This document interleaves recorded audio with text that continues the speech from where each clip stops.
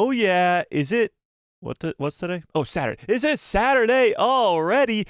Wow, do we have a crazy stream today as the actress who plays Bix in Andor just revealed some crazy stuff for season 2 about how it might be even better than the first season, and Diego Luna, who of course plays Cassian Andor himself, has mentioned some crazy stuff that might lead to the death of many of our favorite characters from that first season of Andor. Also, Star Wars Outlaws comes out in 13 days. And we got some pretty cool trailers about that. We got a lot to get into today, so let's dive into all of it. What's up, everybody? How's everybody doing on this fine Saturday afternoon? We've made it through yet another week of Star Wars news, and my God, was it a good one. Last weekend was D23, and we got a ton of trailers for new Star Wars projects, with a few announcements for some new Star Wars projects as well. And now we're getting some we got the release date for Skeleton Crew, which is December 3rd, which is our next show, live action show, because Star Wars Rebuild the Galaxy is technically our next show on September 13th. We'll get to all of it. Don't worry about that. But it's been a crazy week for Star Wars news, and we're going to recap all of it and talk about the Andor second season, as there might be some pretty big deaths coming in that second season, just like the first one, I suppose. But we're going to dive into all of it. We got some interviews to get to. We got some trailers to get to for Star Wars Outlaws. So let's dive into all of it. First things first, let's say hi to everybody in the chat. How's everybody doing on this fine Saturday afternoon? Light Lord, what is up? Austin Snow, how we doing? Rock Bracker, what's up? 730, how we doing? Agnes, what is up? Zap in the house. KG, what is up? Starship 66, what is up? Jedi Geek, how we doing? Starship 66. Tenny, how we doing? Fearless, Ben, Empire Films, Chris, did I get everybody? Thomas, Auto Memes. Should I just get higher every time I say a name? Ryan! Oh my God, it's Nathan! Man, all right, let's just say hello there to everybody before I lose my voice in the first 10 seconds of the stream. Hello there. Amanda, what's up? Hal Runner Base, how we doing? Okay, let's first things first. I did put in the chat before the stream started. What is your favorite Star Wars movie? So a lot of Revenge of the Siths, as I've seen, Return of the Jedis, some Empire Strikes Backs, some Rogue Ones. Now, we're talking about Andor a lot today, so Rogue One will be brought up in the conversation, but Rogue One is extremely underrated. So if you haven't yet, throw in your favorite Star Wars movie in the chat. Mine is Revenge of the Sith. It just is. I mean, there's no ifs, ands, or buts about it for me. From start to finish, opening scene is this incredible fight sequence in space. Then you get Obi-Wan versus Grievous. Obi-Wan and Anakin versus Dooku, where Anakin eventually chops off his hands and chops off his head. You get, of course, Anakin versus Obi-Wan, Palpatine versus Yoda. I mean, Palpatine versus Mace Windu. It doesn't get much better than that, okay? It doesn't. You get the fall of Anakin Skywalker. Come on. I will say Empire Strikes Back is a close second. It definitely is. Rogue One is probably my third, though. Rogue One, it's up there with Return of the Jedi and A New Hope. But don't sleep on Phantom Menace and Attack of the Clones either.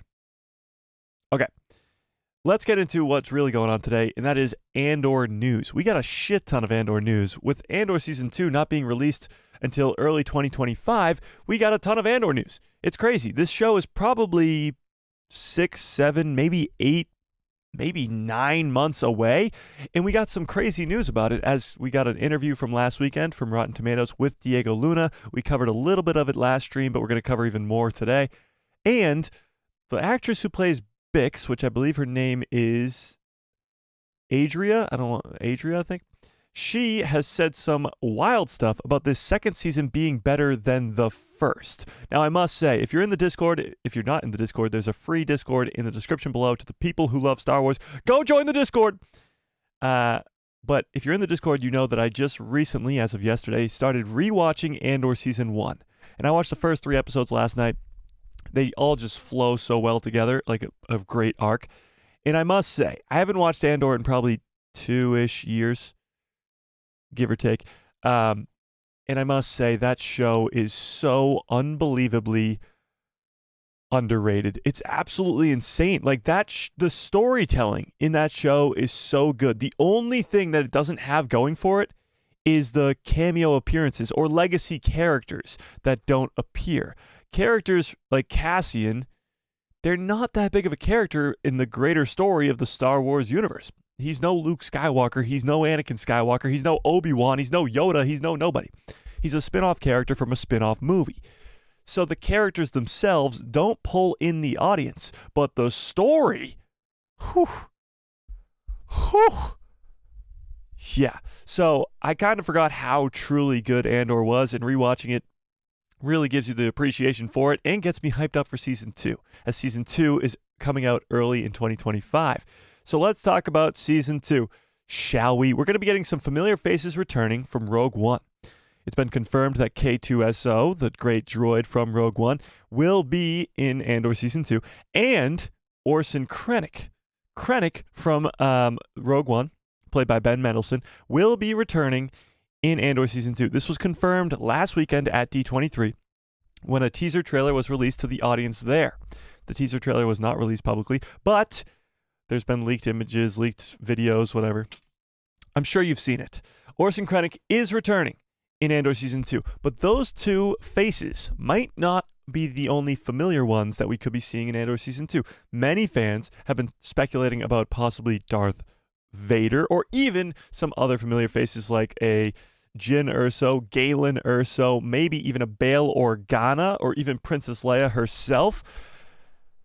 There's a lot of potential because we're going to Yavin 4, and of course it leads directly into that Rogue One movie for familiar faces in the second season of Andor. But Diego Luna had an interview with Rotten Tomatoes over the weekend too, and in that interview, he not only confirms that this show will come out in early 2025, but he also confirms that K2SO's appearance is going to be pretty big, and he might have accidentally hinted at a big death, if not many big deaths, in this upcoming second season. So let's dive into this article first, and then we'll get into the interview that he does. But first, before we get into any of that, let me start up a new poll in the chat. If you guys have not yet smashed a like on the stream, what the hell are you waiting for? Smash a freaking like on the stream! What are you doing? What are you doing? Right now, what are you doing? You're watching the stream, you're like, oh, Mike's talking, oh, great, fantastic. Like the freaking stream! Are you kidding me? Have you lost your goddamn minds? And then while you're at it, I'm going to put up a poll in the chat. Sorry. Let's everybody, calm down. Let's take a chill pill for a second, okay? This is where the fun begins. Okay, and let's start up a poll. Are you excited for Andor Season 2? So when the first season of Andor came out, and vote on that poll right now, and when the first season of Andor came out, you have to remember, the Star Wars fandom was in kind of a weird spot. There was a lot of fans saying that this show's not good because it doesn't have lightsabers, it doesn't have the Force, it doesn't have what Star Wars is supposed to really be. And not that Star Wars is the Force and lightsabers, it is a big portion of Star Wars, but Andor did something that nobody expected, and that was creating a Star Wars show that was incredible, but it didn't have Jedi, it didn't have Sith, it didn't have a lightsaber at all. So it really did the unexpected. And doing that, you're going to be met with some adversity, and Andor was. The viewership numbers were extremely far down, and it wasn't really until after the full show was out where it got the respect that it deserved. A lot of fans were yelling and screaming about how bricks and screws was the funniest thing ever. People were complaining that there were bricks and screws in Star Wars.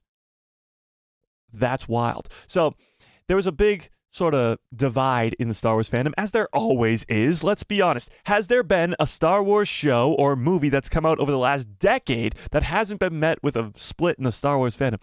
But Andor was a big one. There was a big split down the middle, very similar to almost like an Acolyte type show, where fans were very, very, very divided on this series. And now, that came out in what, 2021? So almost 3 years later. Is it 2021 or 2022? When did Andor come out? Season 1. 2021 or 2022? Either way, 2 or 3 years later, fans have grown quite the appreciation for this show and now can't wait for a second season, as right now, 95% of you guys are excited for Andor Season 2. It was 2022? Okay. 2022. Okay, so 2 years. 2 years since the first season aired. And people are really wanting to see Andor. Yes, it was called Andor because it was so boring. Maybe it was because it was released on a weekly schedule, and that's sort of the big issue. But, I mean, now, looking back at it, being able to binge the entire thing, it's incredible. It's incredible. Okay, let's read this article first now. Let's do this first, and then we will get into the interview with Diego Luna himself, where we can see him talk a bit. Shall we? Okay, let's do this. Diego Luna hypes up... Oh, you can't see that, can you? That would be helpful. There we go. Diego Luna hypes up K2SO's return in Andor, saying show's final season adds new meaning to Rogue One. Let's read this. It was only days ago that we learned that K2SO, Cassian Andor's trusty droid companion from Rogue One, will appear in the second and final season of Andor.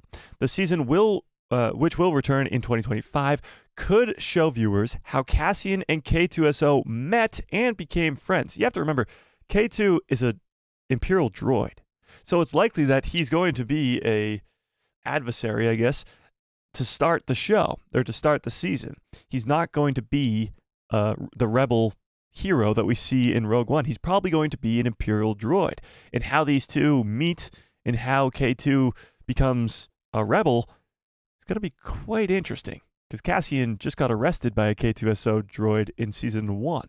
That's what leads him to meet Kino Loy in the One Way Out scene.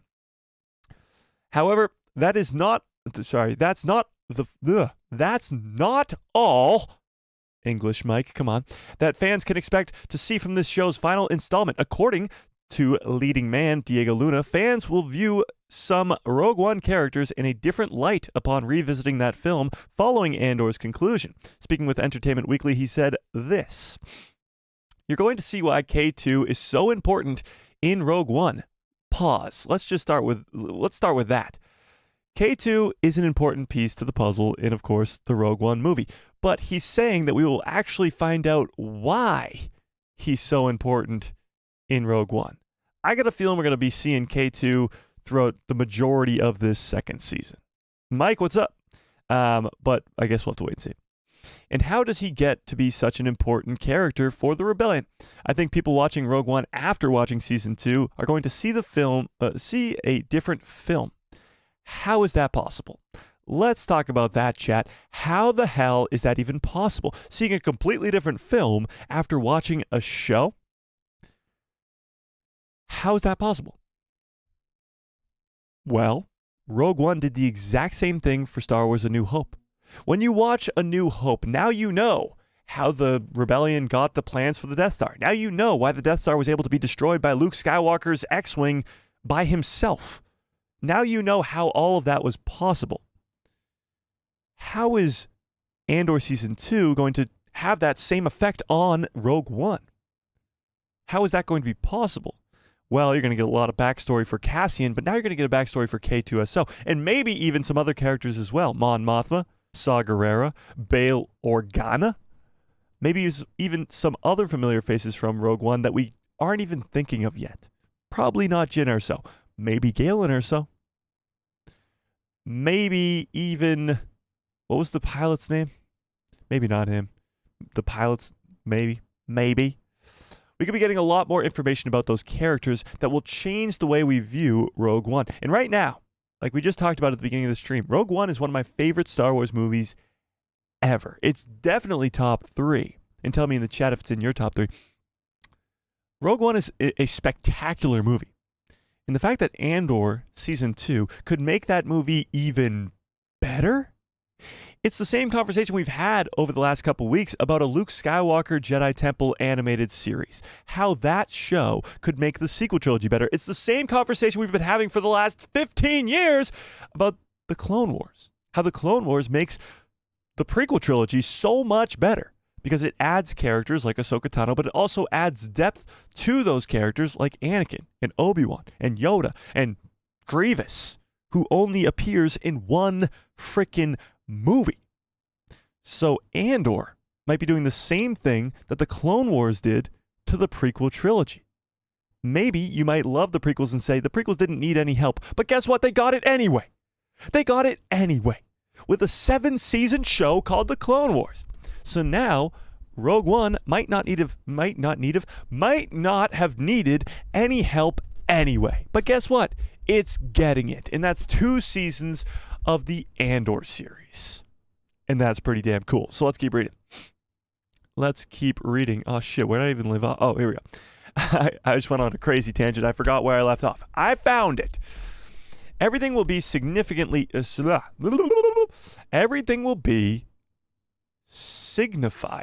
differently, knowing what had to happen for K2 to be there. So knowing what had to happen for K2 to be there, I get a feeling that K2SO's joining the rebellion or joining Cassian by his side is going to be something major in this second season and have a massive effect on Cassian's story. Because the first season is all about Cassian and how he goes from this sort of kind of swashbuckly type, just kind of recluse type dude to a rebel. He joins the rebellion at the end of this first season. Now we're going to see how he goes from a rebel to the stone cold, cares about nobody type character that we see in Rogue One. And K2SO might have a big part in that. It's going to make you witness the journey to Rogue One in a different way, I think. And it's not just with K2, but there are many other characters I think that'll be really cool. Let's talk about this. Many other characters that will be really cool. So not only is K2SO going to get a backstory before Rogue One, but many other characters as well. We talked about Krennic. Krennic is confirmed to be in this second season, but who else? Who else would you want to see from Rogue One appear in Andor Season 2? Who do you want to see, chat? Diego Luna has tried really, really, really hard. I give him so much credit. He's tried really hard to not spoil anything in any of these interviews. He's done a spectacular job, but he slipped up a few times. One of them being confirming that it's coming out in early 2025. One of them talking about Bix dying, which we'll get to in a second. And this, many other characters from Rogue One possibly appearing in this Andor Season 2. Palpatine would be really cool. Well, Palpatine doesn't show up in Rogue One, right? Yeah, no, Palpatine's not in Rogue One. It would be cool to see him. Don't get me wrong, it would be. I honestly thought, I remember, I almost can guarantee that none of you were here, but give me a 1 into the chat if you remember doing the first ever live streams on this channel for Andor Season 1, because that's when I first started doing live streams. Yeah, I should see 0 1s in the chat. You're all lying to yourselves. You're lying to yourselves. But we first started doing live streams on this channel during the time of Andor Season 1. And I remember week in and week out going, when's Palpatine going to show up? Because we're on Coruscant. We got Mon Mothma. She's in the Senate. When is Palpatine going to show up? And he didn't. Now I wonder if Season 2 is going to take the opportunity to bring in Palpatine because you're on Coruscant, because you're in the Senate, because you have a character like Mon Mothma who draws a direct line to Palpatine. I wonder if they'll give us that. Just kind of similar to the Bad Batch Season 2, when Palpatine comes up in the middle of the Senate meeting and just absolutely destroys everybody, just with his words instead of Force Lightning this time. Maybe we'll get something like that. That would be pretty cool, if I do say so myself. Leia. Leia's an interesting one. As I just saw somebody say in the chat, Leia is a very interesting one to me. Because we see Bail Organa in Rogue One. We also see Leia in Rogue One. At the very, very end, she's deep-faked. She gets handed the Death Star plans, and it goes right into the beginning of A New Hope. But could Leia make an appearance in Andor Season 2? It's an interesting one. It's a very, very interesting one. I don't know. I think it's more likely to see Bail Organa. I think it's far more likely to see Bail. But Leia would be pretty cool. I mean, she'd be pretty cool. It would be pretty cool. We did just see a young Luke Skywalker and a young Leia in the Kenobi series. Granted, a lot younger. Huh. I don't know. If it was to be an appearance of Princess Leia, it would most likely just be another cameo like in Rogue One. I think it's far more likely to see Bail Organa. Let's talk about Bail Organa, played by Jimmy Smits. We saw him in Kenobi. We saw him in Rogue One. And he has a very vital part in the creation of the rebellion, in the beginnings of the rebellion. Yes, he dies when Alderaan gets blown up in A New Hope, but he still helped the rebellion get off the ground. And if we're already going to be on Yavin 4 in Andor Season 2, then it's highly likely that we could be seeing Bail Organa in this second season, which would be awesome. Anytime we get to see a very fun legacy character like that, it's very, very cool. We just saw him in Kenobi a few years ago. Why not give us some more Bail Organa? What do we think, chat? Give me a 1 into the chat if you think Bail Organa will be in Season 2. Give me a 2 if you say, no way, Jose. Even though my name is Mike, you say, no way, Jose. What do we think? I want to see Basil and Andor. Oh, my God. Oh, my God. No. No. Yeah, no. Okay. Where was I? Where was I in the chat here? Oh, there we go. Is reprogramming a droid considered making a friend? I think we're going to find out. I think we're about to find out. Did Cassian Andor craft himself a friend in Andor Season 2, or did they become friends some other way?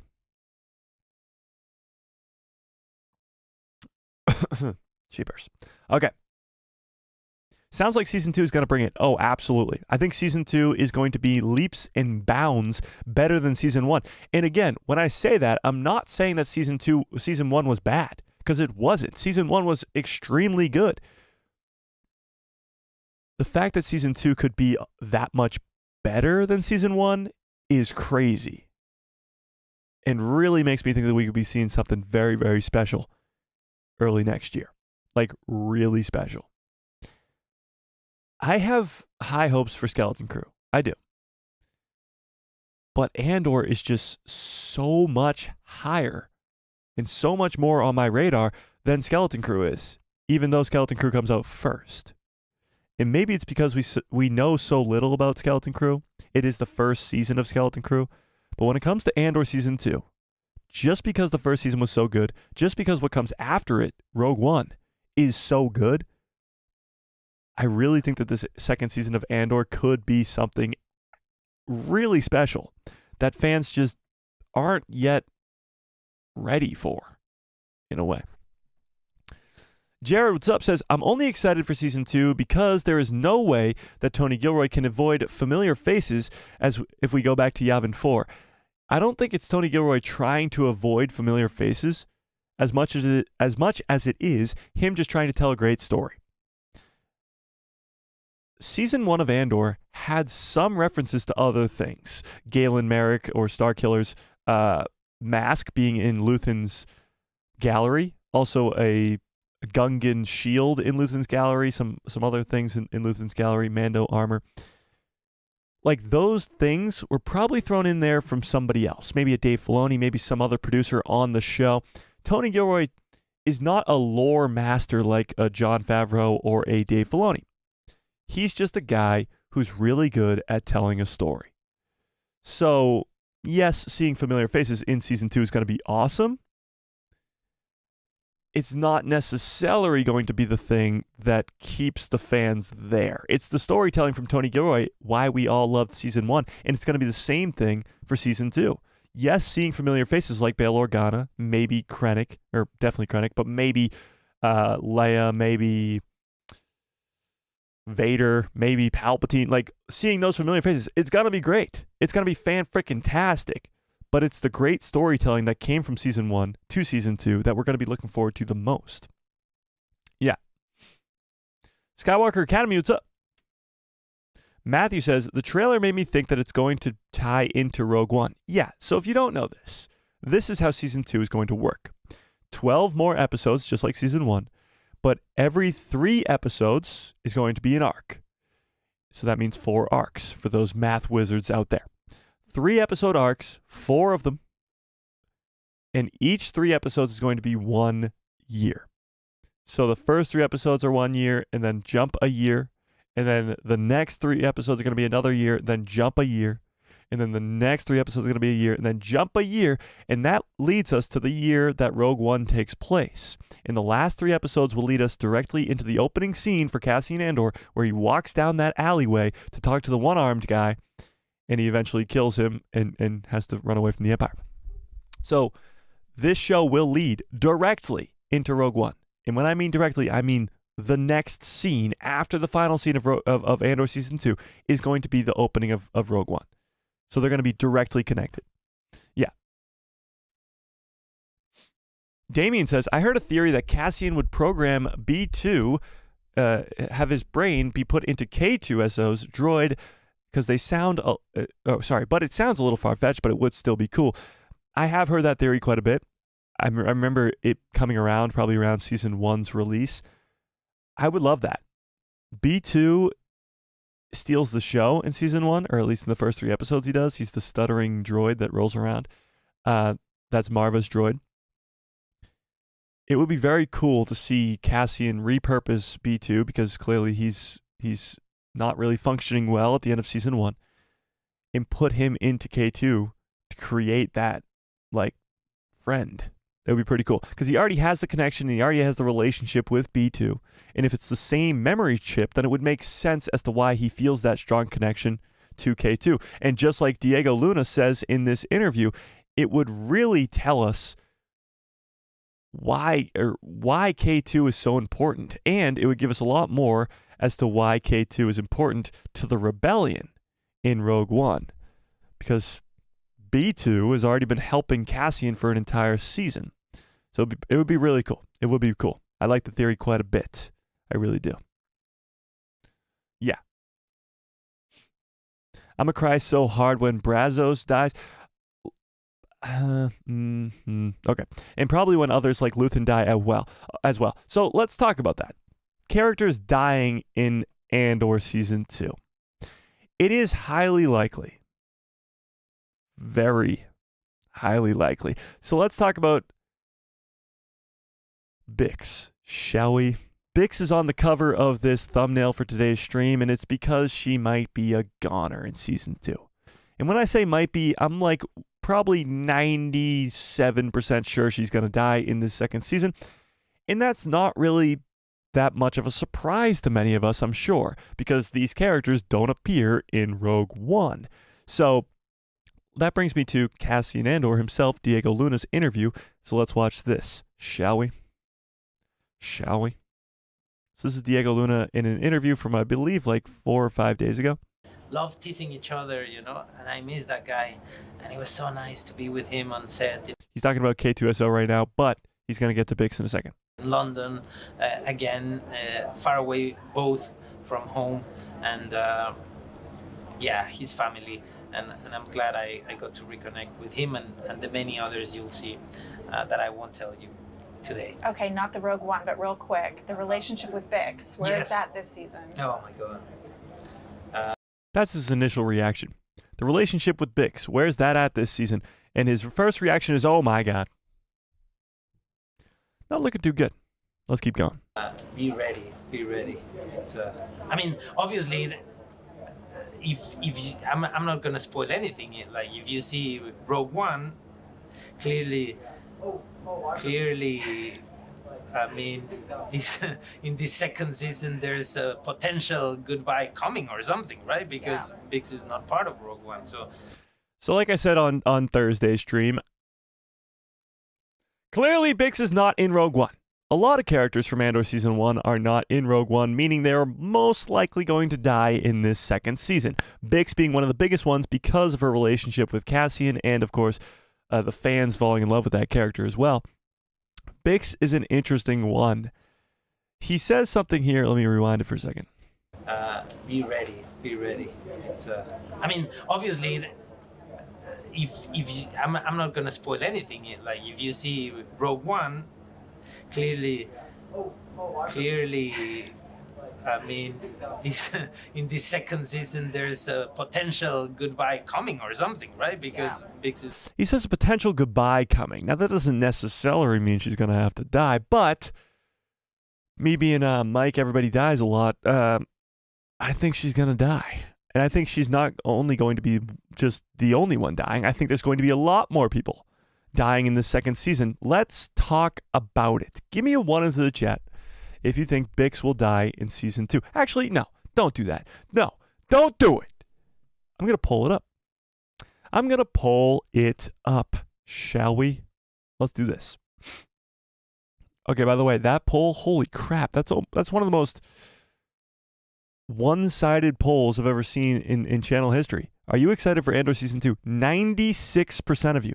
And the math is not mathing. It's probably 97. 97% of you say yes to 3% saying no. That's crazy. Okay. Do you think Bix is going to die in Andor season 2? Yes or no? Yes or no? And this is not, do you want Bix to die?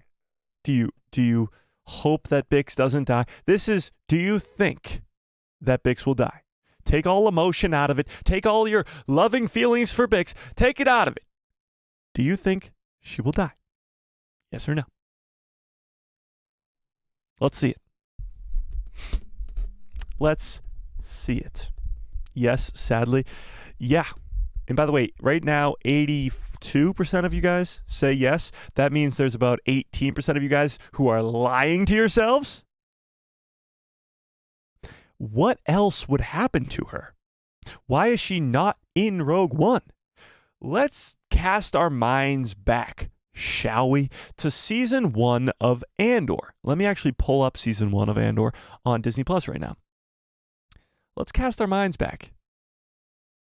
Where the fook is Andor on Disney Plus? The hell? What, did they delete Andor? Look at this. Am I missing something? Oh yeah, I'm blind. It's right here. Never mind. Okay. Andor season 1. Let's cast our minds back. Yes, it's a very long 12-episode series, but let's remind ourselves of some things. Episode 1 has Cassian murder 2 people. That's kind of the whole catalyst of the entire show. Boom. People are dead. Episode 2, I don't believe, has really much death. Episode 3 has a lot of people die. With Bix's boyfriend there, Tim, he dies, right, pretty much immediately.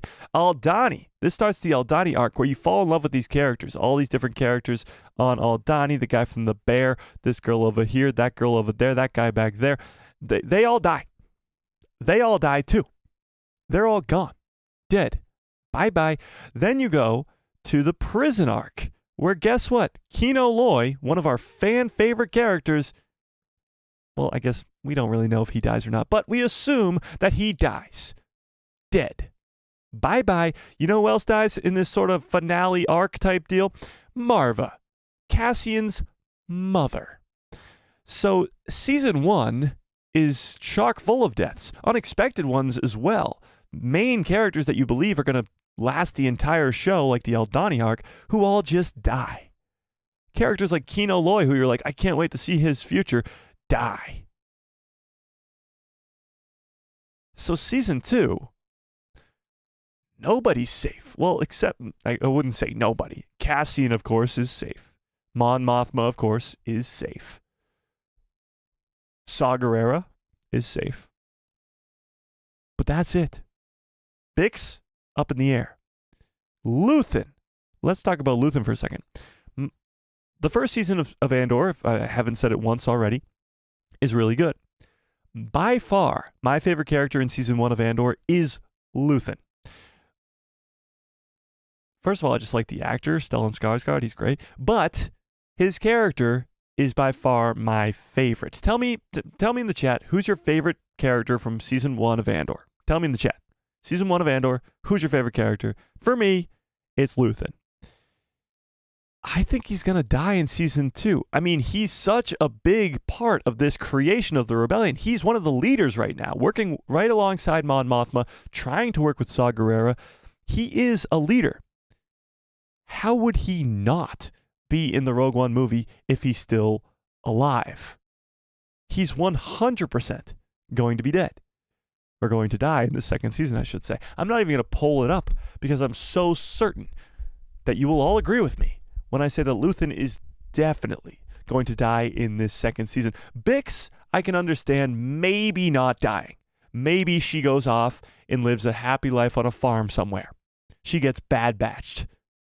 That's a new term in the Star Wars universe. She gets bad batched. She goes and lives a happy life on some island somewhere. Luthen, he's got to die. He's got to die. Because he is so important to the rebellion, he would have to be in Rogue One. What do we think, chat? Is Luthen going to die? What do we think, chat? What do we think? Hashtag Kino had a life buoy. Kino Loy could have survived. I'm not going to lie. He might have survived. He might be in season 2. Hashtag Kino lives. Hashtag Kino swims. Oh my God. He just took some swimming lessons while he was there. And he lied to us. So it does seem like the majority of you do agree with me when I say that Luthen is going to die. But he's not going to be the only one. And I actually think season 1 set up characters like Luthen, like Bix, like Brazo, who are going to die. They're sort of just cannon fodder to continue Cassian's story. Because Cassian, at the end of season 1, is not still the same guy we see at the beginning of Rogue One. He's got a long story. He's got a long way to go. He's got 5 years until Rogue One starts, so he's got a long ways to go from there. Absolutely. So he's got to go through a lot in season 2, not only just meeting K2, but also losing a lot of people he holds near and dear to himself, like he lost his mom in season 1. Yeah. Tenny says, I think it's more likely that she dies rather than they break up or something else. Exactly. It's more likely that Bix would die, and it would be more sort of meaningful to Cassian's story than her just kind of going off into nowhere land. Yeah. Jedi Geek says, Cassian was adamant about finding his lost sister. Whatever happened to that storyline? I was thinking the exact same thing. Watching the first 3 episodes last night, the whole gist of the story for Cassian starts with him trying to find his sister. What happened to that? Do you guys think we'll see any of that in season 2? Because the whole opening scene is him walking into some sort of like strip club looking thing, and he's looking for his sister, and it's a club on what's the name of that planet? The with the cops. It's some sort of club there, and his sister, or at least somebody from description of his sister, is supposed to be working there. He leaves that club, and that's where he eventually kills the 2 cops, and that's what causes this whole show to spiral out of control. But the whole sister storyline just goes away. Like, he's not looking for his sister anymore. I wonder if that will be something that continues in this second season. It is very interesting. It's a great question. Maybe Cassian sends Bix off somewhere to be safe. I'm delusional. You are delusional. You are. Yeah. Joseph, what's up? How we doing? Austin Snow says maybe she sacrifices herself to give Cassian the advantage to join the rebellion. I could definitely see her death being a meaningful sacrifice. That's for damn sure. Absolutely. Yeah. Matthew says, I feel like a bunch of Inquisitors should have bought in Kenobi.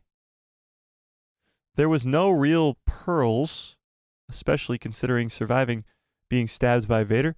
Hang on. I feel like a bunch of Inquisitors should have been bought in Kenobi. Brought in Kenobi, maybe? I'm not too sure what you mean. What are the chances we see an Inquisitor, or Vader, for that matter, in Andor Season 2? What do you think, chat? Do you think Vader or Inquisitors, any Inquisitors really, could be seen in Andor Season 2? By the time of the beginning of the show, of Season 2, we're about 4-5-ish years ahead of Rogue One. It could be. Definitely could be. The only problem is, if we do see an Inquisitor or Vader, he's either got to be very far away from any rebels so that he doesn't kill them, or they just might not ignite their lightsaber. I feel like Inquisitors especially, don't really have a place in this Andor show. Vader, on the other hand, maybe. But Inquisitors, I don't know. Cassian's dad died in a flashback. That's true. Cassian's dad did die. Cassian kills everyone he goes near. Well, he doesn't kill them, but everybody he goes near kind of does die. Everybody he's close with kind of dies. And that's how he gets to the point where he is in Rogue One. He doesn't trust anybody. He doesn't care for anybody because everybody he gets close to ends up dying. His adopted dad, his adopted mom, you could argue his sister even. But if Bix dies, if Luthen dies, he's really going to be a rugged man. Rigid man, I should say. Yeah.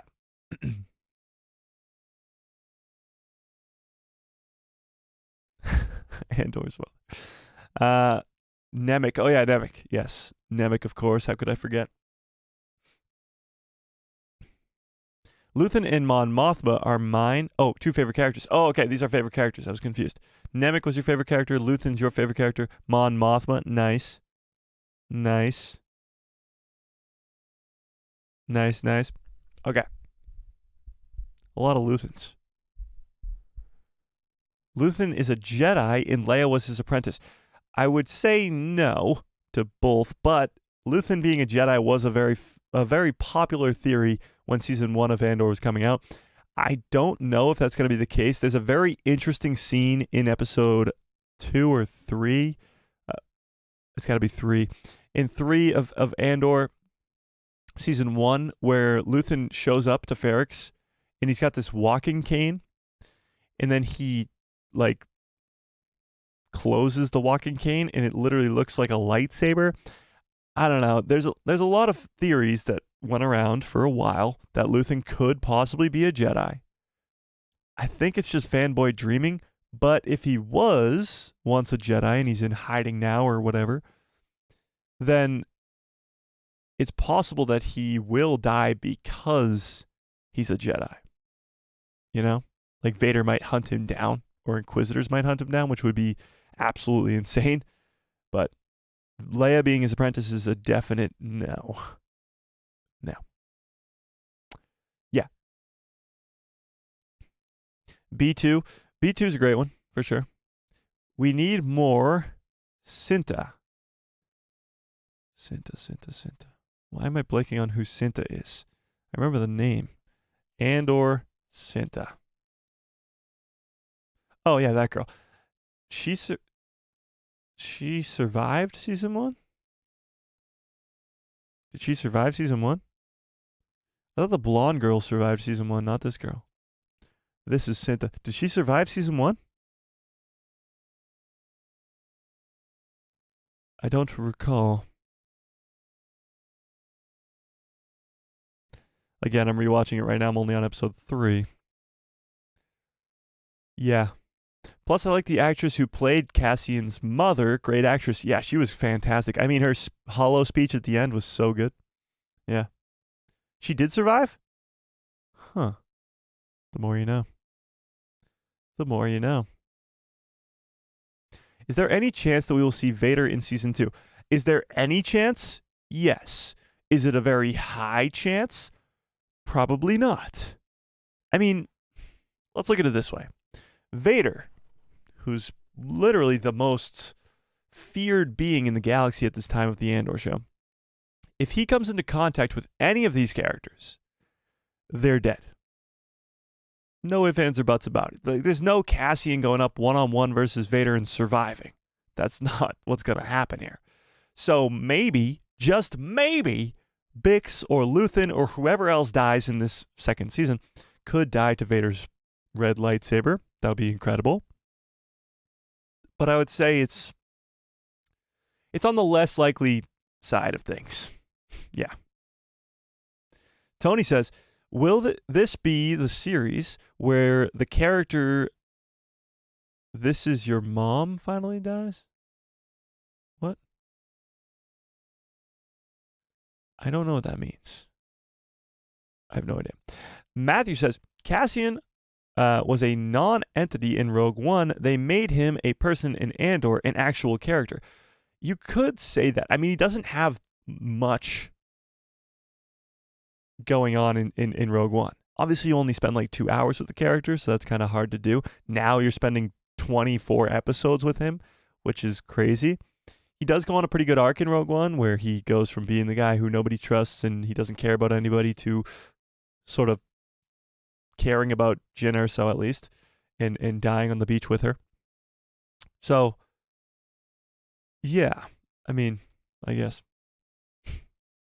Cyril. Yeah, Cyril, I hope dies. I mean, the guy just ate some cereal. I must say, watching the first 3 episodes again, he is entertaining in those 3 episodes. I'm still waiting for him to go back to his mom and eat a lot of cereal for the next, 8 episodes. But for the first couple episodes, he is pretty good. I'll give him that. I will give him that. But eating cereal, there's one thing I hate about Andor Season 1. It's that guy. Yeah. What about Dedra? Let's talk Dedra, because Dedra hasn't even been brought up yet, and we're 46 minutes into the stream. That's crazy. We're 46 minutes in, and we haven't even talked about Dedra yet. Dedra is, of course, the Imperial girl from Season 1. She interrogates Bix at the end of Season 1. What do we think is going to happen to her? Because she's not in Rogue One either. She's not in the original trilogy either. Could she also die? What do we think about Dedra? Dedra's cool. She is a cool character for sure. Her actress did a great job in Season 1. But will she survive the second season? She will be dead, yeah. But why would she die? Cassian kills her, maybe. Maybe.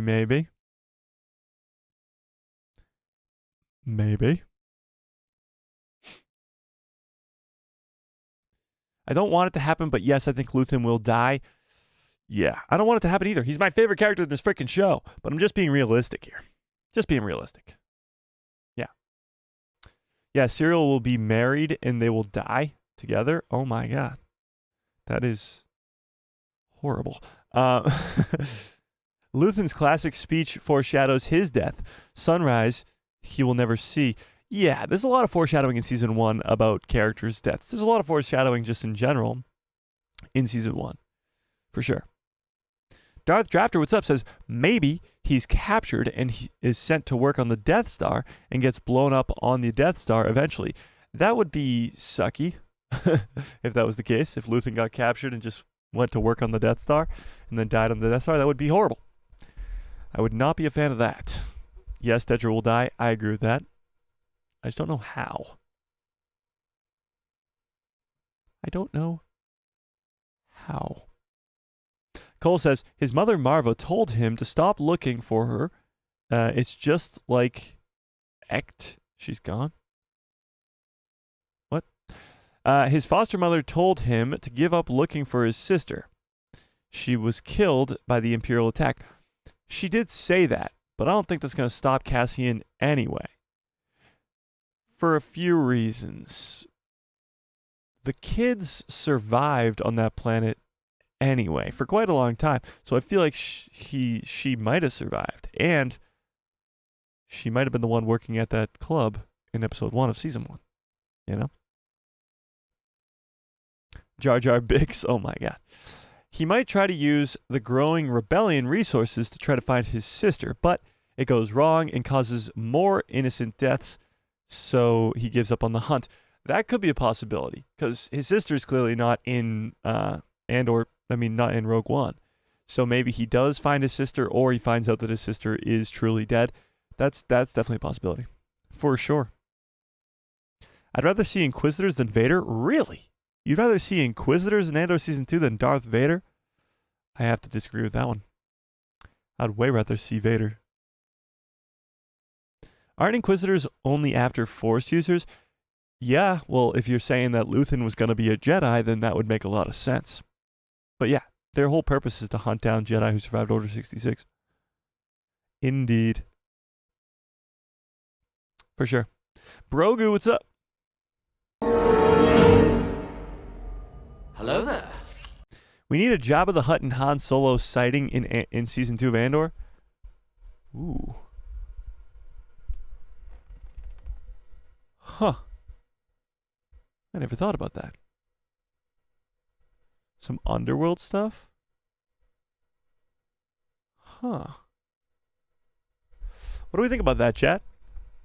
Han Solo maybe making an appearance in Andor Season 2? Interesting. Maybe not Han. Maybe Jabba? Maybe some underworld people? Maybe the Crimson Dawn? Maybe some Pikes?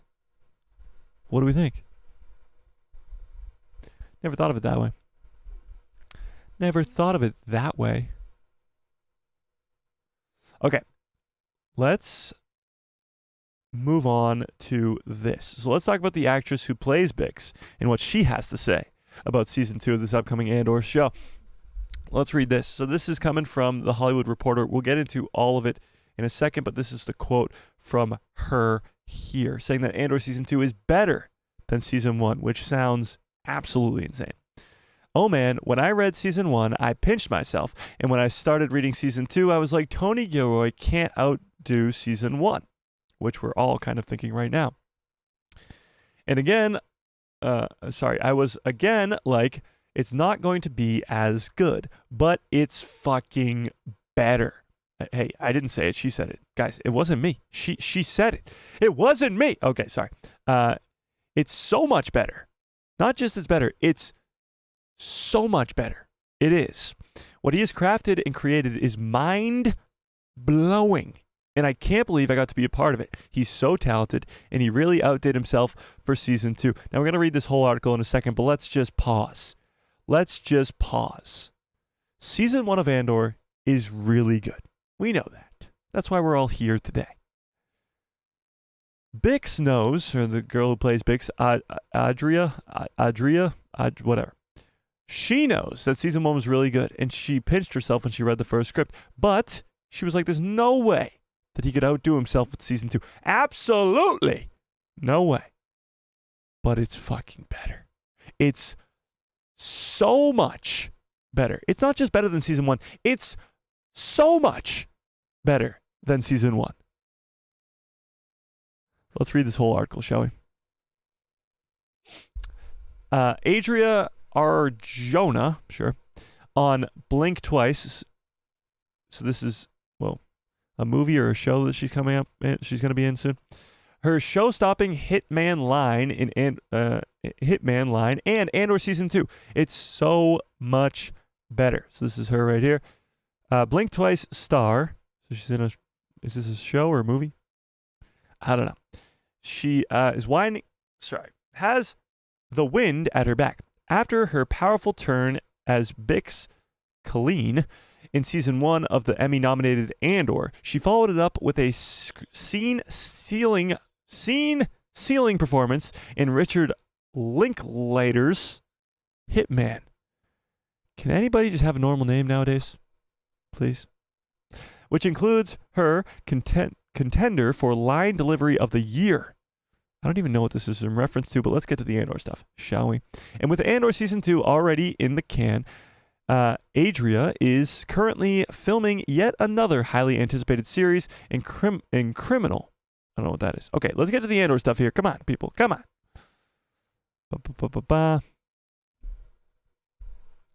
Blobbity bloobity blue. Bleebity blobbity blah. Bloobity bloobity. Oh, here we go. Season 2 has inevitably become one of Lucasfilm's most anticipated projects in the Disney era. And while Adria herself was skeptical that Tony Gilroy could top himself, she was delighted to report that he has done exactly that. We just read this, but let's keep going. Oh, wait, it doesn't talk any more about that? What the hell? Okay, I guess it doesn't talk anymore. let's go back to this then. How do you think they topped themselves from season 1? Because let's go back to season 1. You have this Aldani stuff where you get the crazy cool sort of asteroid thing. You know what I'm talking about? The meteor shower is the word I was looking for. Meteor shower, the visuals of that. Then you get the one way out sequence, which is iconic. You got Luthen's, of course, iconic monologue. In the finale, you got Marva's infamous monologue. How are they going to top this? How is it so much better than season 1? The eye, yes, the eye. Yes, the eye. Yes, indeed. How? How is it going to be mind-blowing? And she's definitely going to die. She's definitely going to die. By the way, Renew the Accolade is currently trending, which is pretty wild. Andor is also trending. Why is that? Why is that? Why is that? I think we can all agree about this. I love the people who say Disney is dead Star Wars is dead since Disney bought it. Almost like these projects don't exist. I guess it's just, yeah, okay. Never mind. I thought there was something here, but that's fine. So what do you think is going to happen in season 2 that makes it so much better than season 1? What do we think? Your pal Joe, what's up? Galen Erso. That'd be pretty cool.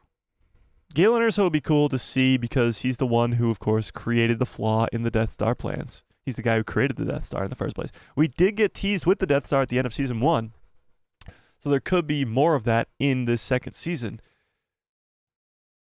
And Galen would be a big part of that. We're going to see Krennic.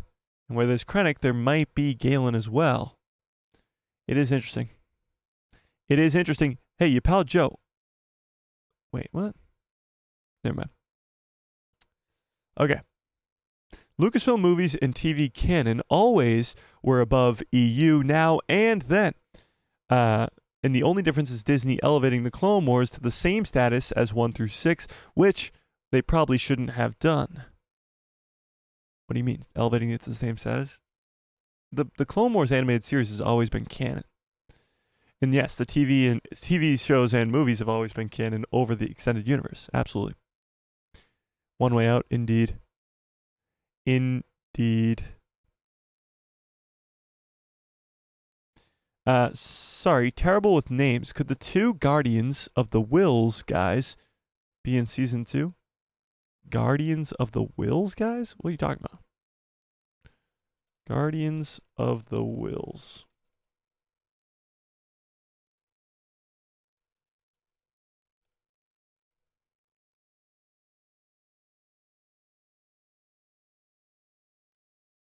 Who the hell are the Guardians of the Wills? Oh, wait, what? These guys are referred to as the Guardians of the Wills? How did I not know that? He's talking about the blind guy and the big, beefy dude from Rogue One. I mean, could they be involved? Maybe. I just don't think so. I don't think so. Maybe. But I'm probably going to lean more towards no. How did I not know that they were called the Guardians of the Wills? That's pretty sick. That's so cool. That's awesome. Okay.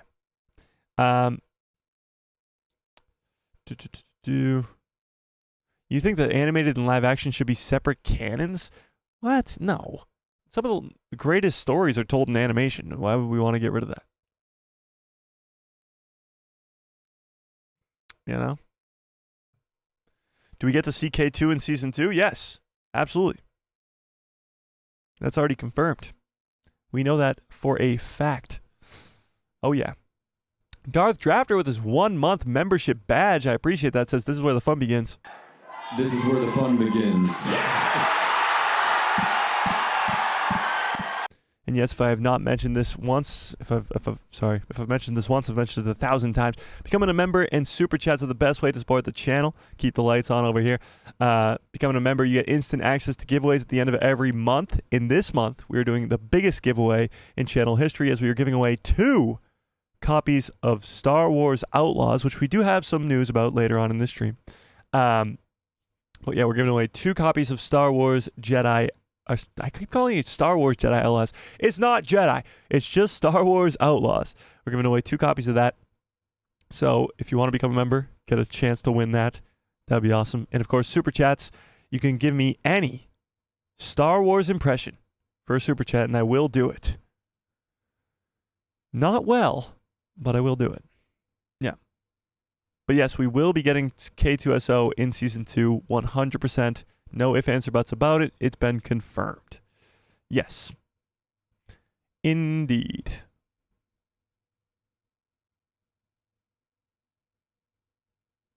Indeed.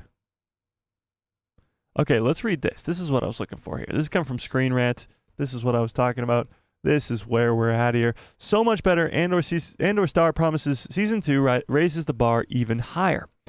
So, we've read all this. Mind-blowing. This was the quote we just read. Mind-blowing. It's so much better. It's effing better. Blah, blah, blah, blah, blah. So, Lucasfilm seems very excited about Andor Season 2. We got some screenshots here. Cereal. Eating cereal. Bix, Luthen, and Mon. Cassian, Dedra, Marva. Yeah, Andor Season 1's great. Okay. Before Disney's 2012 acquisition of Lucasfilm, the possibility of a canonical live-action TV series set within the Star Wars universe seemed largely out of reach, despite George Lucas's attempts to craft his own show, Star Wars Underworlds. The inherent production cost and technology limitations of the time would make these plans unavailable. Sure, whatever. However, since 2019's Mandalorian Season 1, the Star Wars fandom has received a swathful of new live-action Star Wars shows, albeit each with varying degrees of success and critical acclaim. Check out how each one's Rotten Tomatoes score. Oh my God, let's look at this. Okay, so this is the Rotten Tomatoes scores of each live-action Star Wars show. The critical score, which is the critics score, and then the audience score here. So let's take a look at this, shall we? So it goes in order from the critical score from top to bottom, but the audience score does not. So let's take a gander here. And first things first, in the chat, what is your favorite live-action Star Wars show to date? Actually, let's put it in a different way. What is your favorite single season of a live-action show to date? So you can't just say The Mandalorian. It has to be a specific season of The Mandalorian if you're going to pick that. For me, it's Ahsoka, Season 1, and then Mando Season 2, and then Andor. Probably. In that order. But tell me in the chat. Okay. So Andor sits at the top of the tower here. Critically, it has a 96 on Rotten Tomatoes and an audience score of 87. The problem that Andor had, Season 1 that was, is the audience views. The views for Andor Season 1 were not as high as they hoped it would be. Then second, actually tied for second, is Mando Season 1 and Mando Season 2. I did not know that they had the same critical score. What's more surprising to me is that Mando Season 1 is actually higher for an audience score than Mando Season 2. Personally, Season 2 is far better. But Ahsoka is next on the list at an 86% on Rotten Tomatoes. 64 audience score. That's crazy. Who the fook did that? Mando Season 3 is at an 85, right below Ahsoka Season 1. And has a 50% on audience score. Jeepers, people. Kenobi's at an 82 for critics and a 61 for audience. Then we have The Acolyte, which, of course, we all know. Wait, what? The critic score dropped all the way to a 78. That's crazy. It was up in the high 80s for a long time. But the audience score is an 18. We, again, don't have to talk about that. The review bombing of The review bombing of 2024. That's what we should be calling it. The Book of Boba Fett Season 1 sits at a 66, Order 66, nice, and a 49% on audience score. Okay, say what you will about the Book of Boba Fett, but it does not deserve this bad of a rating.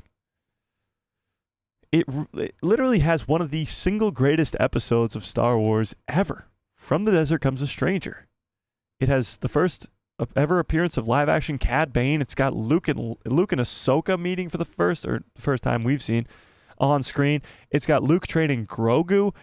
It's got an N1 starfighter. It's got Cobb Vanth. It's got Din and Ahsoka. I mean, where do you go wrong? You know? You're actually right. The audience score for The Acolyte is creeping up. It was at a 13 or 12, right? Is that an 18 now? Crazy. Okay. Despite the franchise's most recent show, The Acolyte, largely performing well with critics, its reception within the broader Star Wars fan base was divisive, to say the least. You can say that again. However, with Andor Season 1 still considered by many to be Disney Plus' best Star Wars offering to date, it seems that Lucasfilm is already planning to leverage the show's popularity to its advantage.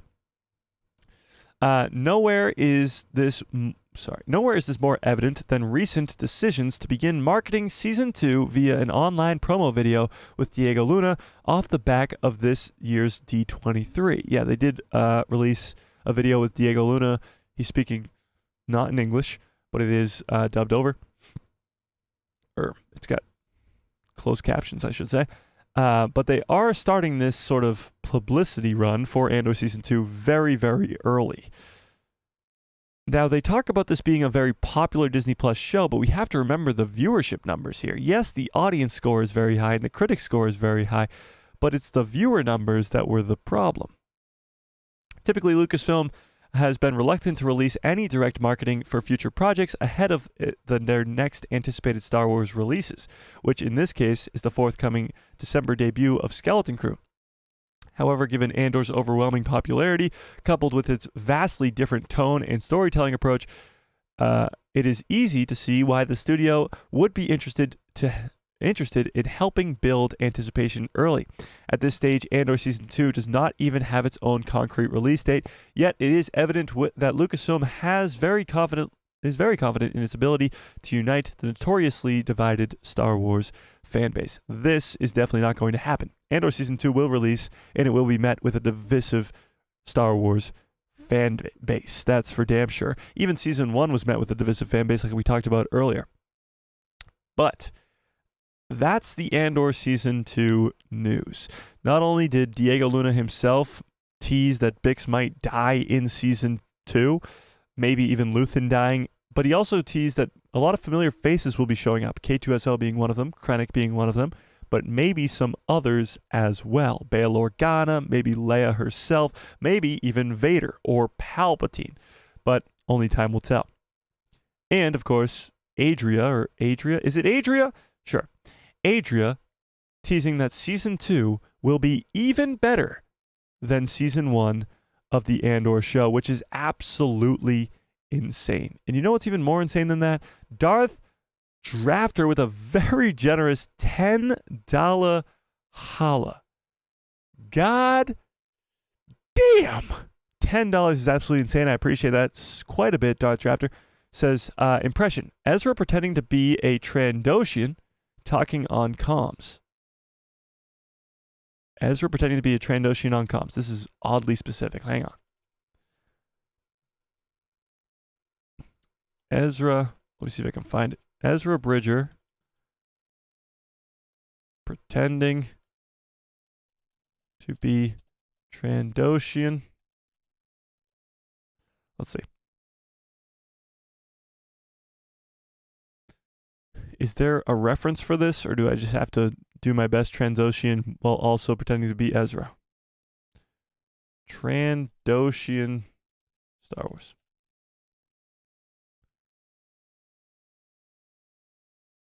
Oh, he does do this at some point. You're right. He talks like this. Okay. Look, let me try. Give me a line. Somebody in the chat, give me a line to say. So I need a line. It has to be like an Ezra Bridger-esque line. Let's hear it. Come on, chat. Don't let me down. Damn. I'm all out. Yeah, it does. Everything sounds like this. But I need a good line. I need a good line here. Is that what he says? Everything is fine here. How are you? Is that what he says? Is that what he says? I'm not too sure. Okay, next we're going to be getting to... Oh, wait, what? Oh, yeah, this. Okay. The Star Wars Outlaws news we'll get to next, but hang on. Let me do this. Beam me up, Scotty. What's up, Mike Ford? How we doing? Okay, I'm going to do Everything's Fine Here. How are you? Okay? Like Ezra Bridger on the comms as a Trandoshan. Here we go. Testing, 1, 2. Okay, here we go. Everything is fine here. How are you? There's not enough S's in that. Can I get an S-filled sentence? Can I get an S-filled sentence? Sally sold seashells by the seashore. I don't know. That's the best I got. I appreciate it, Drifter. I really, really do. That's very, very generous. $10 holla. Goddamn. Keeping the lights on over here. If I ever go live and the lights are off, you guys know that you messed up. Okay? It's your fault. If it's just a black screen, it's your fault. Okay? It's all you. I appreciate it. Okay. Where was I? Pam Hill, what's up? Okay. Where the fook was I? Okay, here we go. That's because fans don't care about shows like Andor. Oh, casual fans. Oh, okay. I think there's just no pull for the normie fan. They hear a show like Andor and they go, what the hell is that? They have no idea. And I remember 2 years ago, when Andor was coming out, the marketing for this show was not done very well. I think they wanted the show to just speak for itself. And it did eventually, but that just meant when it was coming out, it didn't really get the views that it deserved, you know?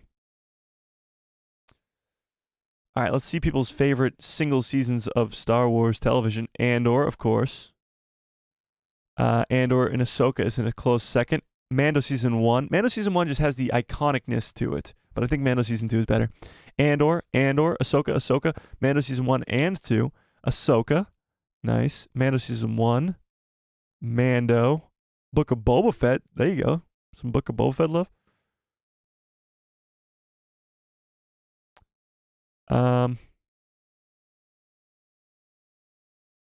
Thoughts on The Acolyte having the lowest viewers? Well, it didn't.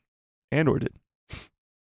Did you hear that EA will make Jedi Survivor backwards compatible on PlayStation 4 and Xbox Ones? I did hear that. Isn't it coming in September, I believe? Something like that? Yeah. I guess so.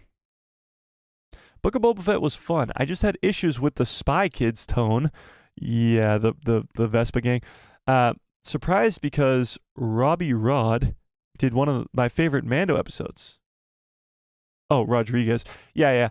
He does a really good job with The Mandalorian Season 2 when he reintroduces Boba Fett. But I get what you're saying. In the Book of Boba Fett, it's a little weird. Boba Fett is definitely not the badass that we want him to be, and the Vespa gang, the Vespa gang. But other than that, like the show itself is really, really good. It just gets too much hate. It's not my favorite by any means. Ahsoka's higher than it, Mando's higher than it, Andor's higher than it, but it doesn't get enough credit where credit is due. You know?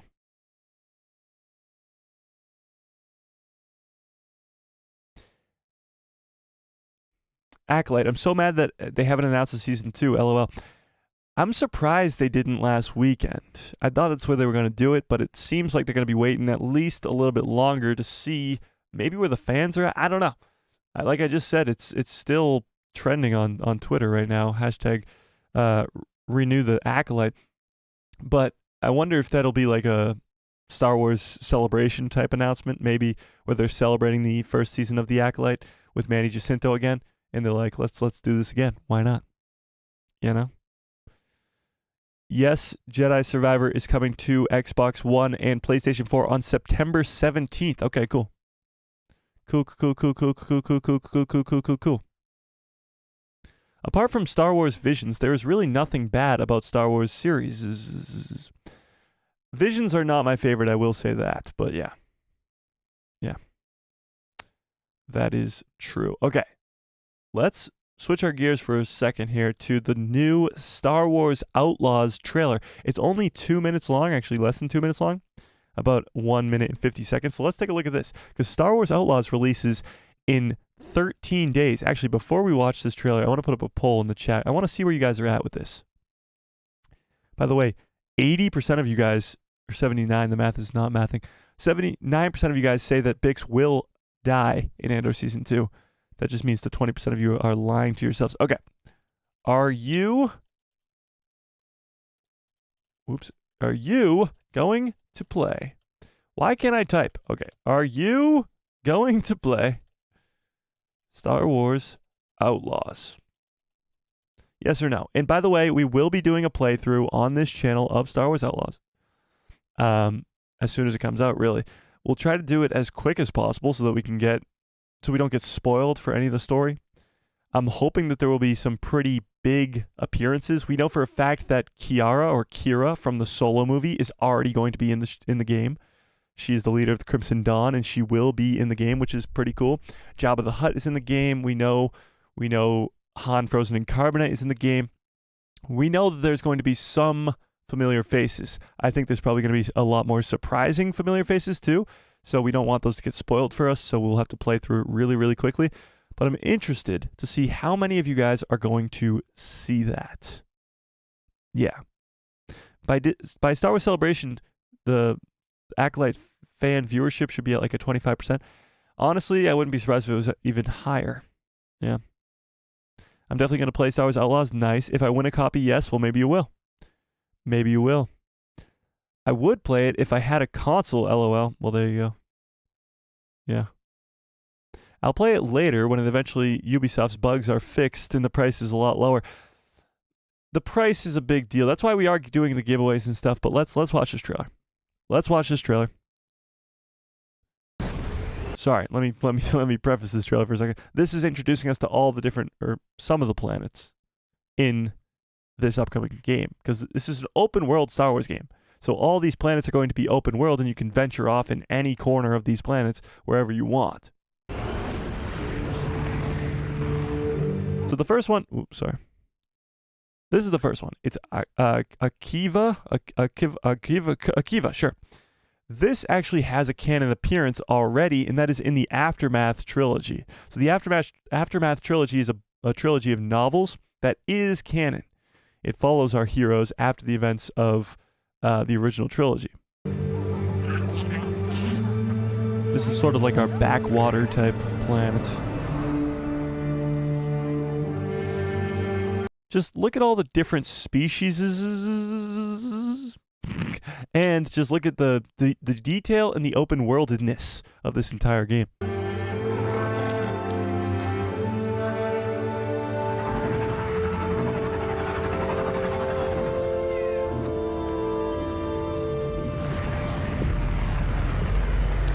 Toshara, I did not look up. Hang on, let's see if this has any canon. Toshara. Okay, let's see. Toshara was a moon. Let's see if it has any other appearances. Star Wars Outlaws. Nope, only Star Wars Outlaws. Okay, so this is going to be a brand new planet in Star Wars. This moon right here. By the way, it looks like on the outside of the planet there's something crashed here. And while we're at it, can we get some good cups, follow orders in the chat, please? I need a drink of water. Damn.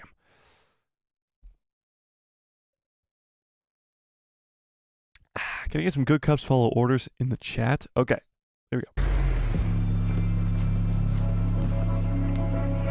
What the hell is that?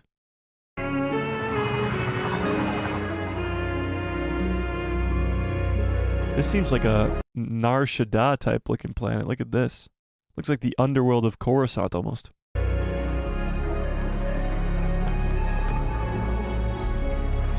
Got some Twi'leks.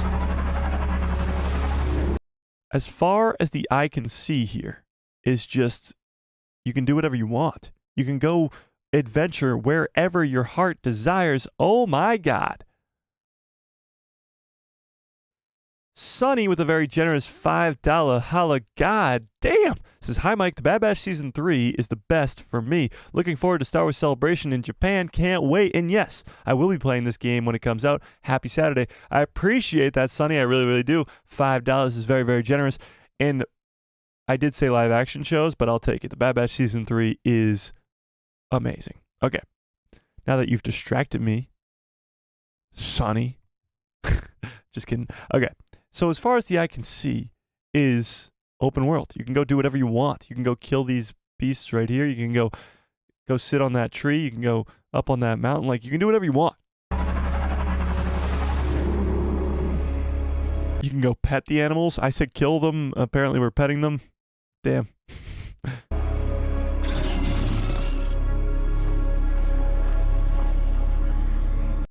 Are these kites? What the hell is that?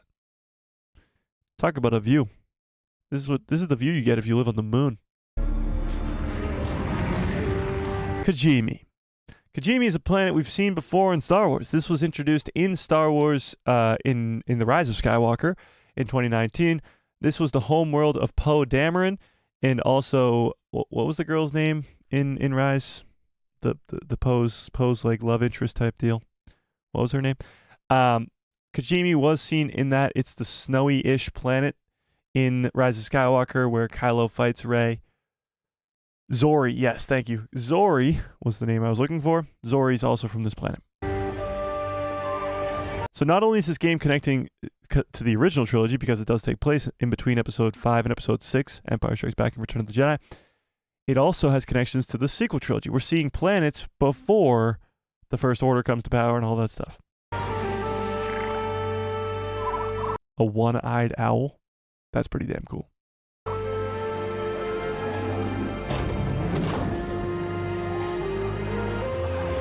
A lot of cantinas in this game. So, this game is very much like GTA 5. If anybody played GTA 5 or any of the GTAs, I guess, there's a lot of mini games inside of it. You can literally go to an arcade and play mini games inside. But you can also go play sabacc, like you can go play poker in GTA. But you can also bet on horse racing. So remember, or not horse racing, but you remember the beasts, horse-looking things from Canto Bight in The Last Jedi? You can go bet on the horse racing. Like, you can do so many little things in this game. It's not just a story game. It's like GTA. You can do anything. It's open world.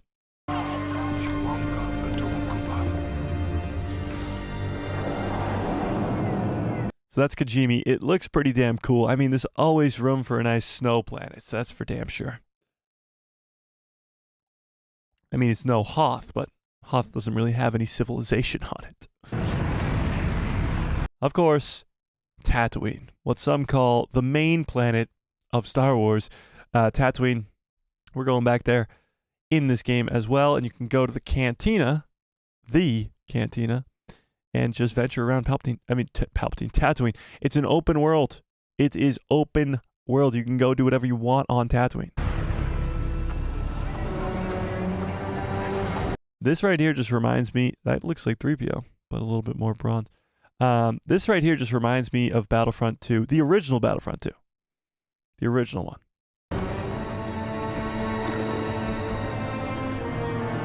Jabba's Palace, nice. Hang on, going back to Jabba's Palace, you can go work for Jabba the Hutt. You can work for him and be a good ally with Jabba, or you can stab him in the back. Not literally, but not work for him and become his enemy. Is this Tashi Station? Or is this where Cobb Vanth is from? What the heck? Go away. This looks like... Go away. Why are you here? Can I watch the rest of this trailer? There's still 13 seconds left. This is Ewoks... Ewoks. What the hell's wrong with me? A Jawa's Nightcrawler. Sandcrawler, I should say. clearly crashed or something like that.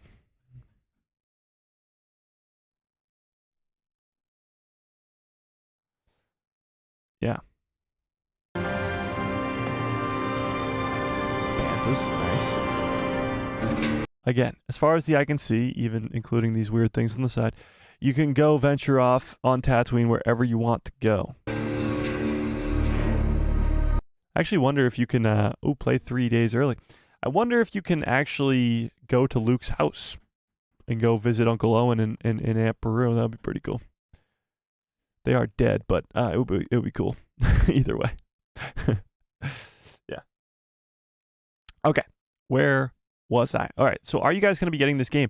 61% of you say no, which isn't really that surprising to me. I know a lot of you guys aren't the video game type, but it's okay because I will be playing through this game live on this channel. So if you don't want to get the game and you still want to see the story, you can come watch me play it. We've had quite entertaining live streams when it comes to video games in the past. If any of you were here for when I played through Jedi Survivor, you know I spent 2+ hours trying to defeat a Rancor. I died over 100 times to that Rancor. It was peak entertainment, if I do say so myself. It was something, that's for damn sure. But that's what you'll expect to see when I play through Star Wars Jedi Outlaws. Why do I keep calling it Jedi Outlaws? Can somebody please tell me what's wrong with my brain that I keep calling it Jedi Outlaws? Anybody? Crazy. Okay. Rob, what's up? Says, hey, everybody, just tuning into the stream now. Poe is from Yavin 4. He just ran away from home and joined up with Kajimi Spice Runners. Not sure about Zuri's backstory, though. Really? Poe's from Yavin 4? Why did I think he was from Kajimi? Honestly, of all the trilogies, my sequel trilogy knowledge is the least. So, I did not know that. I appreciate it, though. Jude Outlaws? Oh, my God. Jude Outlaws. Okay. We do have some other stuff to get to here. But I guess we can't really go a whole stream without talking about Skeleton Crew because it is the next live action series. Give me one to the chat if you saw my video from yesterday about Jude Law's character and how he might not be who we think he is. Did you guys see that video? Did you see that video? Thanks, Tony. I appreciate it. So Jude Law, in an interview, just like Diego Luna had an interview with Rotten Tomatoes, he said that his character goes by Jod, or at least that's one of the names he goes by. And he really leads us to believe that his character is not supposed to be trustworthy. None of the kids are supposed to trust him, or none of the kids really do trust him at all. So it'll be really intriguing to see who the hell Jude Law's character is. And I wonder who you guys think he could be. Do you think he is a Jedi who survived Order 66 who's just lost his way and now he's an untrustworthy smuggler? Or is he something else? What do we think? No worries, Thomas. I appreciate it. Whistling Wizard, what's up?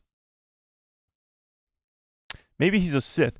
I don't know about Sith because the Sith are very far and few between around this time period. You know? Shiv, what's up? Hello there. A former Padawan is pretty interesting because at the time of this Skeleton Crew show, it looks like his character is going to be the same age as Jude Law, which is about 50. That would put him at like 20 years old, or at least in his early 20s, by the time of Order 66. So he would be at the Jedi Temple, if he is a Jedi, for almost 20 years. So it wouldn't be like he's Cal Kestis, who was only like 12 or whatever he was when Order 66 happens, and he was a youngling still and a Padawan, and then he had to live on his own. Or it's not even like Kanan Jarrus, Caleb Doom. When Order 66 happens, he's very young, and his master dies, and he has to escape thanks to the Bad Batch or the help of Hunter. Like, I really don't know if Jude Law's gonna be a former Jedi. I think his reveal of who his character really is might be a shocking one. Yeah. Maybe he's Palpatine's secret apprentice? I don't think so. It would be cool to see some references to Palpatine in Skeleton Crew, but I don't think we will get that. I think it'll be more about Grand Admiral Thrawn than anything. a fallen Jedi. We did get Balin's skull in the Ahsoka series, and Balin's one of the greatest characters to ever be created. And was once a Jedi. He was a Jedi during Order 66. And he sort of lost his way. He's not a Sith. He doesn't even see himself as a dark side user, but he's not a Jedi. He sees a bigger purpose in life. Maybe that's because of Abeloth, but that's a whole nother thing. Maybe Jude Law's character is similar to that. His name is Jod Na Nawood, so clearly there's something going on with him. Clearly. But Skeleton Crew does release on December 3rd. That's still 4-ish months away. We got plenty of time to talk about it, for sure. For sure. Hashtag Neil feels. Indeed. Neil's the GOAT already.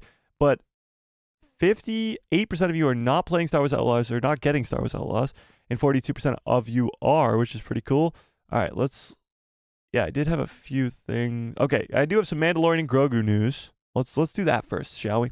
So the Mandalorian and Grogu movie doesn't come out until May 22nd of 2026, just under 2 years from now. And we did get that teaser trailer last weekend that nobody really expected to see, which is pretty damn cool. Seeing Zeb, of course, the Razor Crest come back, AT Walkers, possibly Hoth. Nobody expected to see that. But when it comes to the plot of this Mandalorian and Grogu movie, we don't know much about it at all. We assume that Thrawn's going to be involved in some sort of way because he's supposed to be the heir to the Empire. But how? We don't really know any sort of plot for this Mando movie. Coming off the backs of Mando Season 3, it felt like a close to a story. It felt like an end. Moff Gideon's dead. The Mandalorians have reclaimed Mandalore. They're back together again. But now, where does the story go from there? How is this going to work?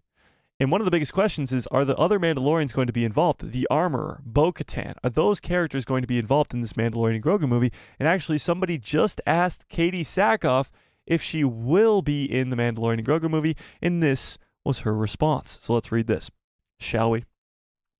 Katie Sackhoff asked if she will be in the Mandalorian and Grogu movie, and she says this: "If I knew, I wouldn't tell you." So, Katie Sackhoff is not saying a word about the Mandalorian and Grogu movie. The actress, now out promoting DC's Watchmen animated film. She's in the DC Watchmen animated film? I did not know that. Where she voices Laurie... Come on, guys. Come on. I'm not even going to try. Silk Spectre, that's an easier one, was asked if we should expect Bo-Katan to appear alongside of Din Djarin in theaters on May 2026. And here's what she said. Number one, if I knew, I wouldn't tell you. And if I told you, they'd probably kill me. So obviously she can't say anything. She's probably under a bajillion different contracts. Hang on, what is this?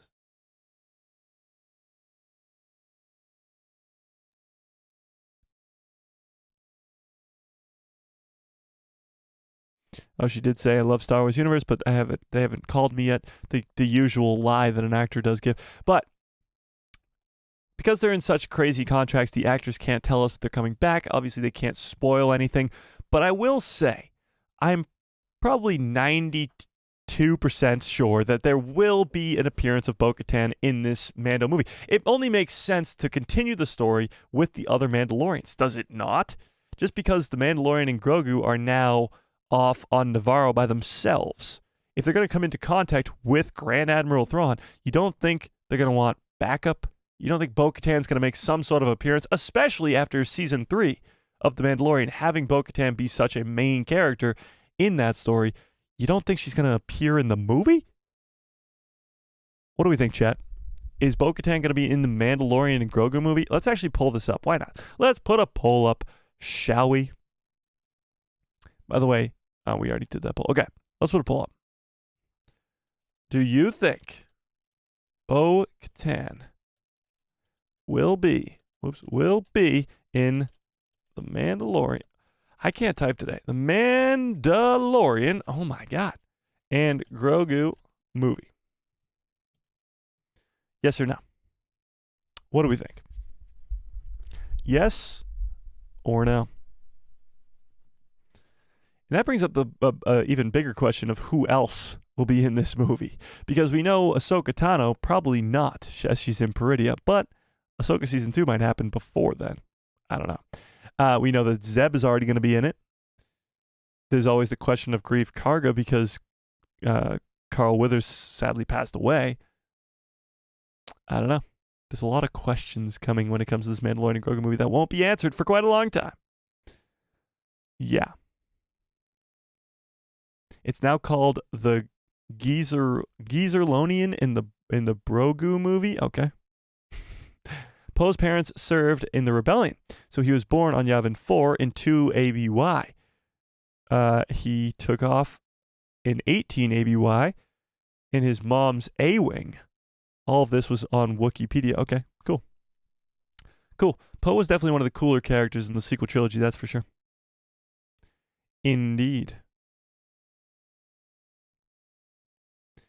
Mike says, that's such a Katie thing to say. It is. It definitely is. Katie has her own podcast. I don't believe she's talked about it at all recently. Star Wars, that is. But she does have some guests on sometimes that she has to watch her words, you know? Austin says, I think that Moff Gideon's clones... Wait, I think that's Moff Gideon's clones, so I think he sacrificed himself before he goes back to prison? You saying the Moff Gideon's clones survived? I don't think so. I do not think so. I'm pretty sure she will be in it. I agree. Whoa. Wait, what?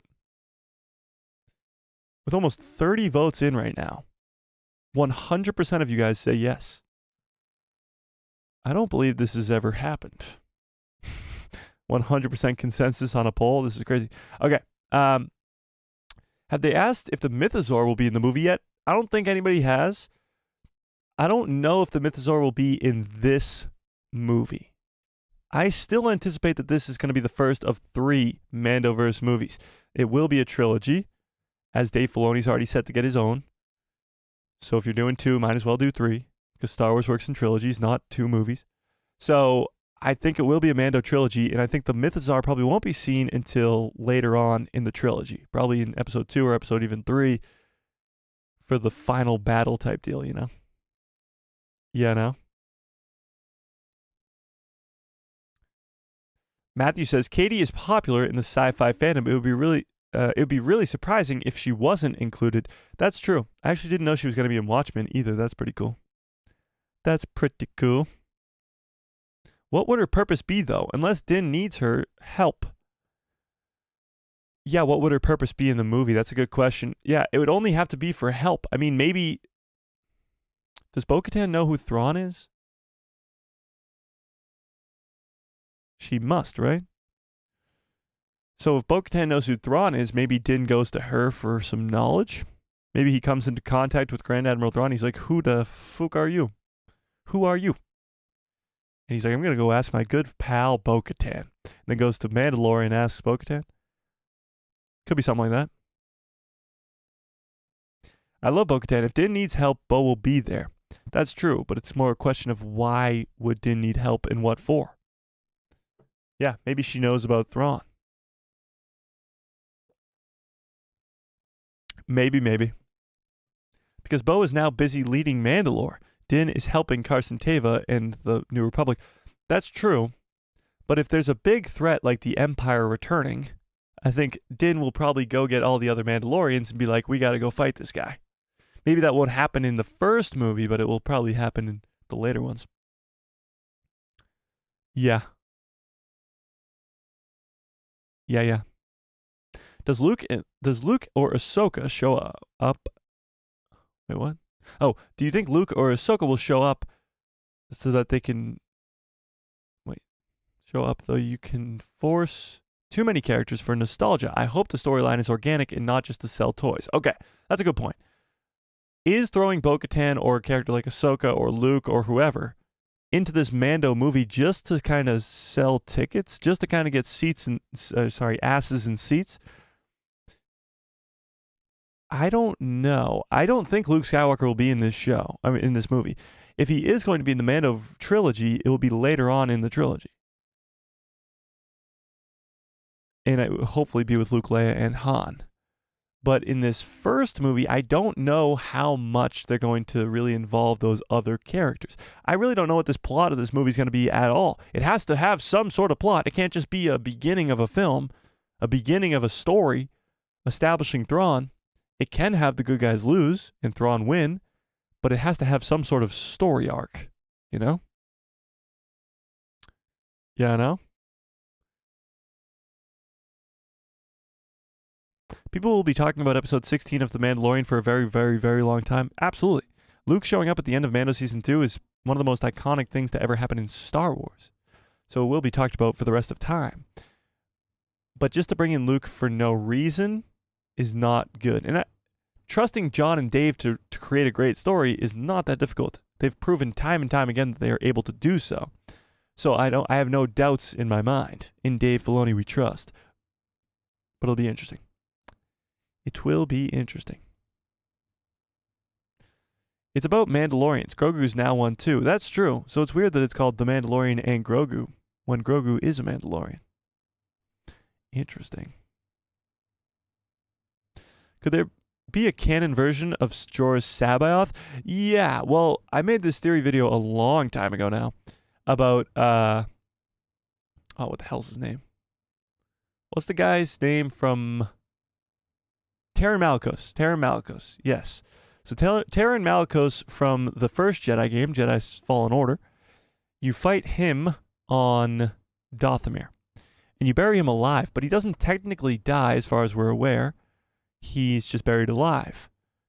Maybe he escaped that. So with Thrawn on his way to Dathomir right now, it is possible that Taron Malicos could take the role of Jorah Sabaoth, or at least a canon version of Jorah Sabaoth, being a Force user on Thrawn's side. Because if Thrawn's going up against Ezra Bridger, maybe Cal Kestis, maybe Luke Skywalker, Ahsoka Tano, Sabine Wren, that's a lot of Force users. Thrawn, even with his army of stormtroopers, is not going to be enough to combat, what was that? Ezra, Cal, Ahsoka, Luke, Sabine, at least 5 Force users. At least 5.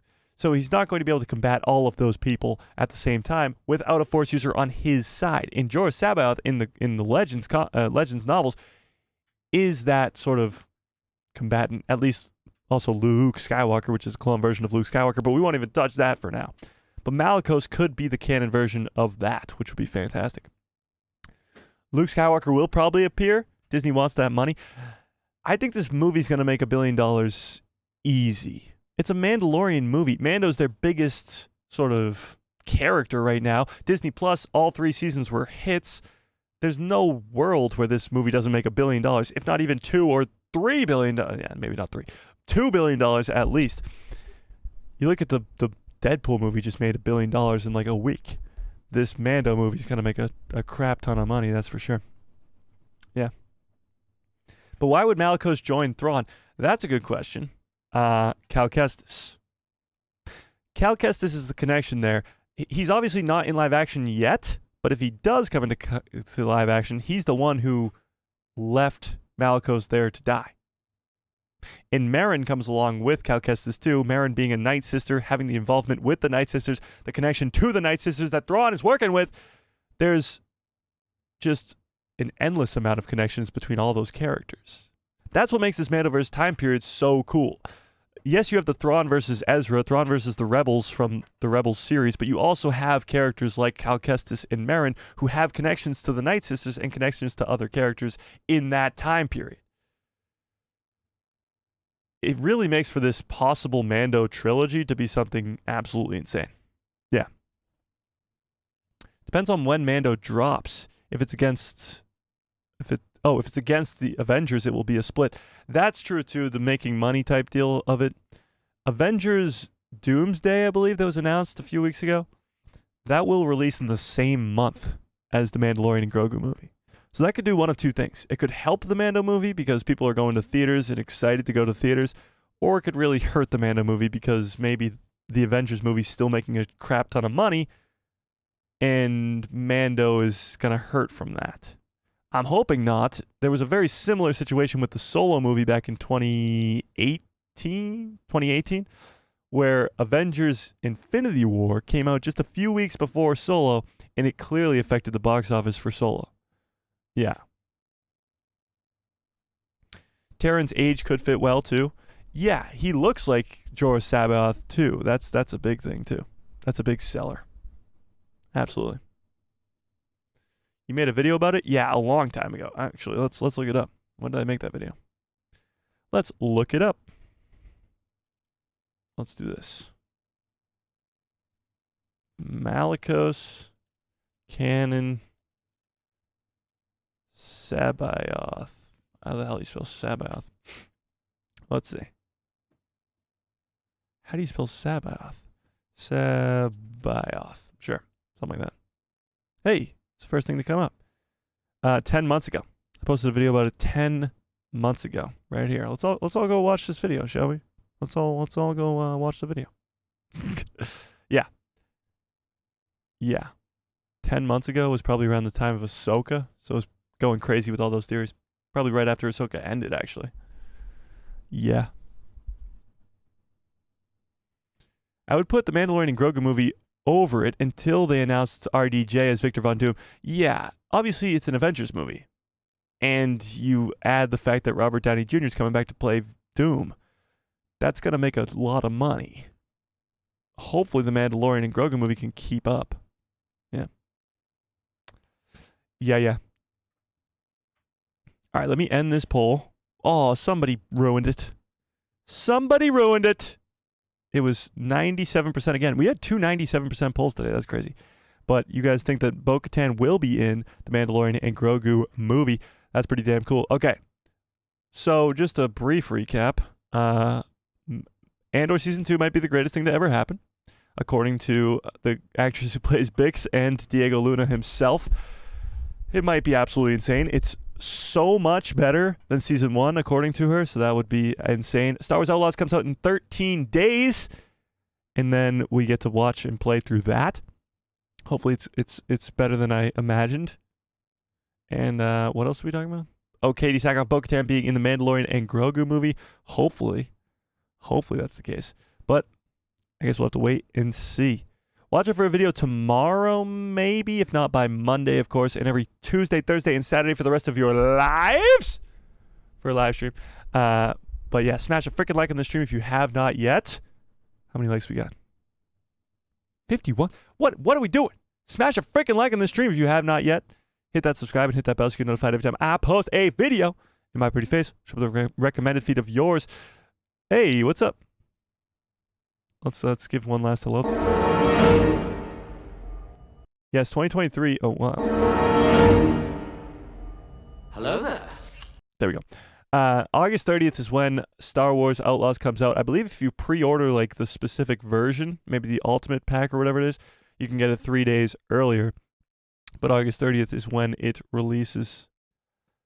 Indeed. Okay. All right, smash a freaking like if you have not yet. Hit that subscribe, hit that bell, blah blah blah blah blah, and may the force be with you. Always.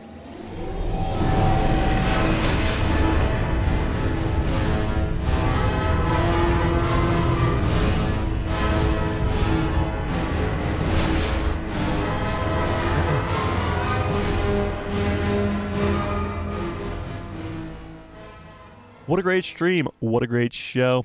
You guys are the absolute best. I hope you have a great rest of your evening, great rest of your lives, and good night, everybody.